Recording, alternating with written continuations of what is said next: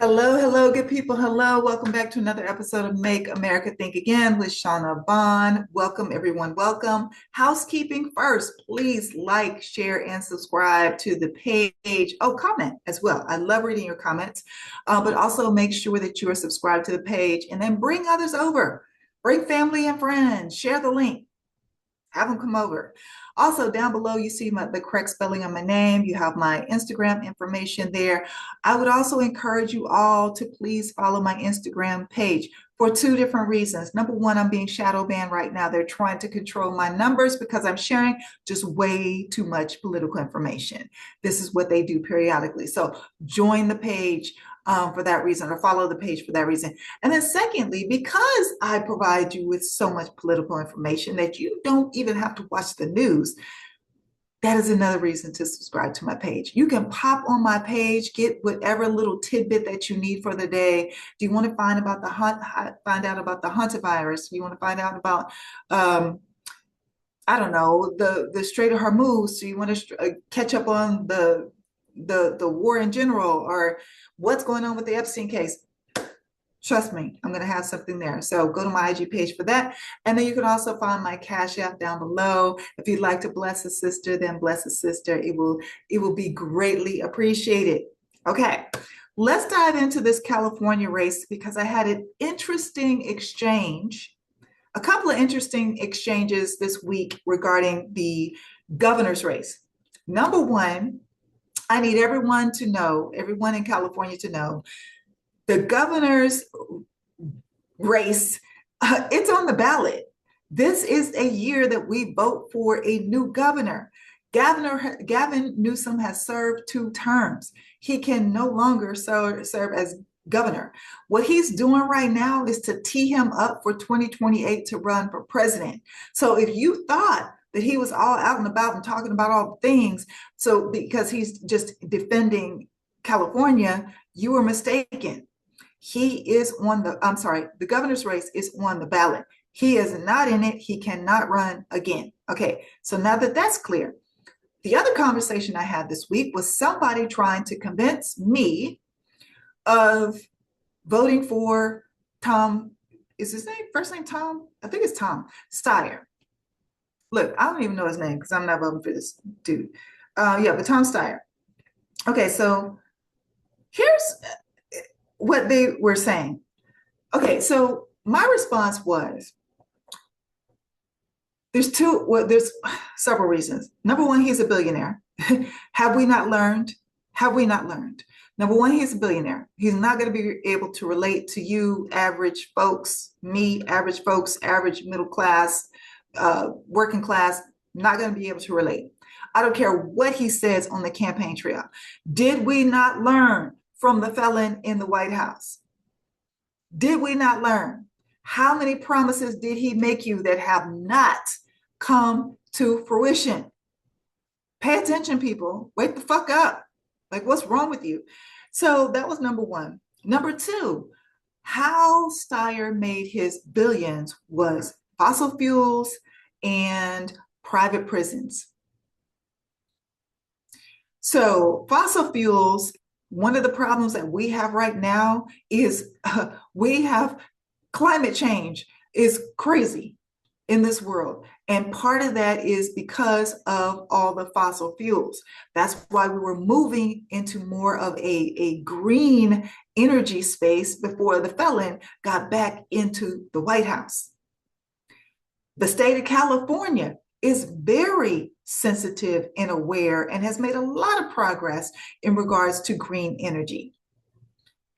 And you know, the person's pushback was, well, Steyer has changed his views. Great. But let me say this. Steyer might have changed his views, but in my experience, people's morals don't change that much over a period of time.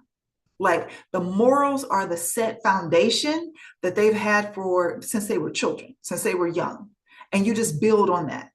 So if there was a time when Tom Steyer was an adult and he thought making investments and making millions and billions of dollars off of fossil fuels, which are harmful to our environment, and off of private prisons, which make money off of Black and brown bodies, that's a moral thing. That's not a view thing. Okay, let's get that straight. That's a moral thing. That, again, back to the problem that we already have in the White House. So anyways, this person, with several people chimed in and they were like, well, we have to stop this purity test. Democrats have to stop this purity test. The person doesn't have to be perfect. Sure, sure. But morally, no, I will not compromise on that. And number two, I'm a Black woman. How would a Black woman vote for someone who made billions off of private prisons, who made billions off the backs of Black and brown people? Hell no, not voting for him, not budging off of that one at all. Purity testing, I agree with. Give people some leeway, give some people opportunity to change. But when it speaks to morals, no. And then somebody chimed in and said, well, if you made investments in your 401k, you probably don't know where everywhere your money's being invested. The hell I didn't. The hell I don't. I've always known. You can read it.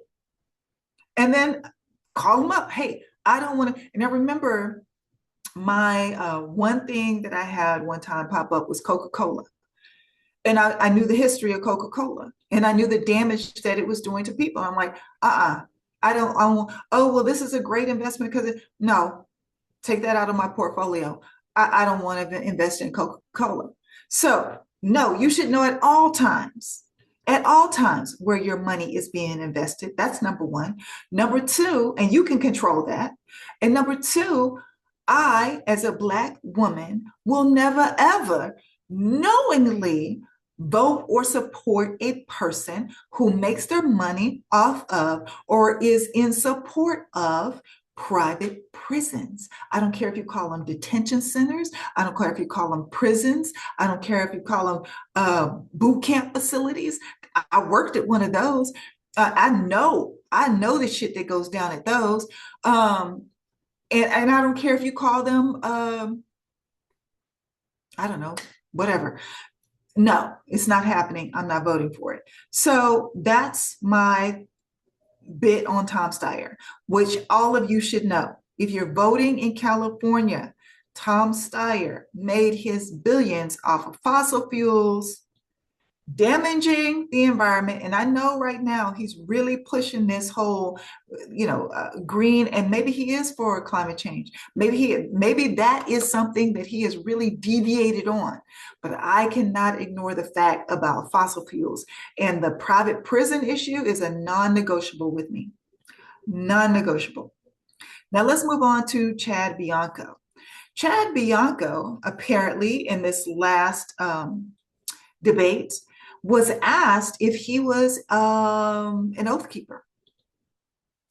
And he said, his response was, I have pledged my oath to the Constitution on 3 different occasions. That's how he answered the question. So, and good on Caitlin Collins. She followed up with it after he him and hawed and went back with one of the other candidates. She followed up with, well, are you still an oath keeper? Just the simple fact that he was ever an oath keeper, hell no. We already know he's huge. He's a huge MAGA man. All he has said repeatedly whenever he's out in public is Democrats are lying, these people are lying, you're lying, you're lying, you're lying. He's never really giving any substance or substance. No, substance. No, I'm getting the word wrong. He's never really giving any, I guess, meat or teeth to his arguments. He's never really letting you know, okay, what I'm going to do. This is my plan. I guess he has concepts of a plan like his dear leader, I guess. But he's definitely a hardcore MAGA man. And now we find out that he was once an oath keeper. And I saw this cute, not cute, it was not cute, but I saw this kind of funny, haha, video of people who were dressed up, in the white sheets with the hoods on, and they were going door to door and saying that they were canvassing for their candidate, Chad Bianco. And that is spot on, because that is who Chad is. Moving right along, Steve Hilton. The two things that you need to know about Steve Hilton, Californians. Number one, Republican. Number two, he is yet another Fox political contributor, straight out of Fox News, like a lot of the people that are in DC in the felon's cabinet. And he was also hand chosen, hand picked by the felon. So we don't want him either. So, dear white people, I would try to encourage you to never, ever, ever try to convince a Black woman to vote for a candidate who invested in private prisons. That is my number one. Also, I'd like to let you know, since you're not aware, most Black people vote for the candidate who presents or proposes the least harm.